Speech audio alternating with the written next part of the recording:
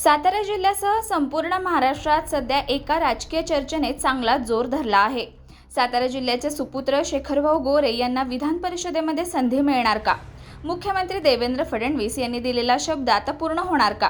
आणि सातारा सांगली विधान परिषद निवडणुकीच्या पार्श्वभूमीवर शेखरभाऊ गोरे यांच्या नावाची सोशल मीडियावर इतकी जोरदार चर्चा का सुरू झाली आहे हे जाणून घेऊया सविस्तर।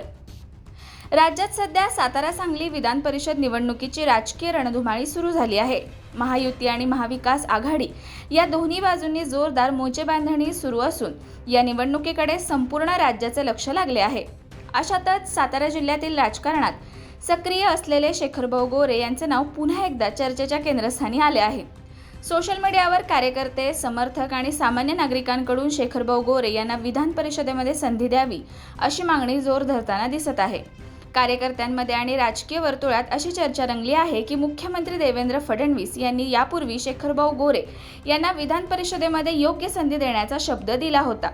आता सातारा सांगली विधान परिषद निवडणुकीच्या पार्श्वभूमीवर तो शब्द पूर्ण व्हावा अशी अपेक्षा समर्थकांकडून व्यक्त केली जात आहे। सोशल मीडियावर अनेक पोस्ट व्हायरल होत असून दिलेला शब्द पाळा, सातारा जिल्ह्याच्या सुपुत्राला न्याय द्या अशा भावना व्यक्त होताना दिसत आहेत। शेखरभाऊ गोरे यांनी गेल्या अनेक वर्षांपासून सातारा जिल्ह्यात पक्ष संघटन मजबूत करण्यासाठी सातत्याने काम केले आहे असे त्यांच्या समर्थकांचे म्हणणे आहे। ग्रामीण भागात मजबूत जनसंपर्क, कार्यकर्त्यांची सातत्यपूर्ण संवाद आणि स्थानिक प्रश्नांवर सक्रिय भूमिका यामुळे शेखरभाऊ गोरे यांना विधान परिषदेमध्ये संधी मिळावी अशी मागणी जोर धरत आहे। त्यामुळे आता सातारा जिल्ह्यासह सांगली जिल्ह्यातही या चर्चेने वेग घेतला आहे। दरम्यान सातारा सांगली विधान परिषद मतदारसंघासाठी महायुतीकडून अधिकृत उमेदवार कोण असेल याची उत्सुकता शिगेला पोहोचली आहे।